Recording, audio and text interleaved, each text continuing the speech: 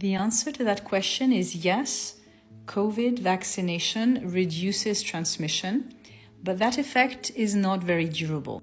Thankfully, though, the protective effect against severe disease seems to be holding up really well, even years down the line.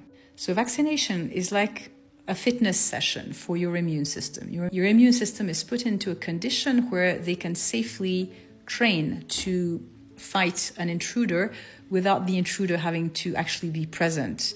And that's a very useful thing to have when that intruder is actually a dangerous pathogen. And having a trained immune system actually gives you several different kinds of benefits.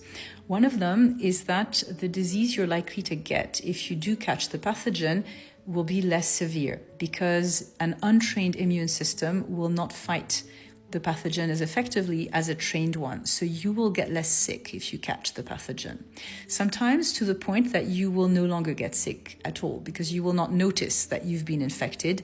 You will have no symptoms and feel like you've been completely protected against the disease. The holy grail, so to speak, however, is sterilizing immunity, meaning you don't even become infected by the pathogen anymore because it gets stopped at the outside layer of you.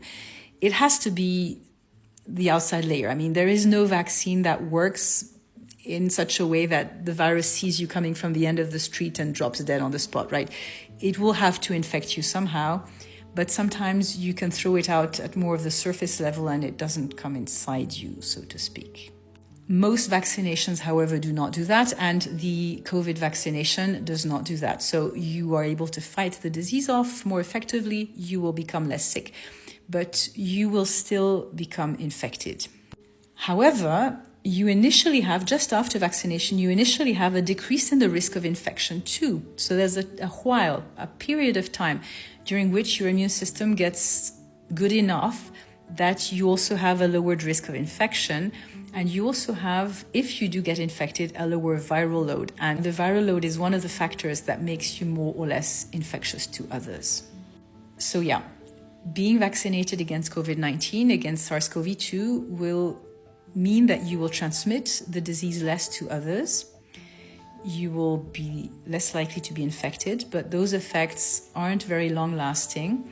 Thankfully, though, the effect that is long-lasting is probably the most important one. After a full set of vaccinations, so 3 shots or 2 shots and an infection, the risk of catching a severe version of the disease is vastly lowered, even years down the line. And that is the main reason why booster shots for COVID-19 are now recommended only for at-risk populations. So if you have pre-existing conditions that mean that your risk of severe disease starts off higher than most people's, it will get lowered, and it will remain lower than it was initially, but lower than this higher point where you started off might still not be low enough for comfort. And in those cases, it's still useful to get booster shots. Yeah.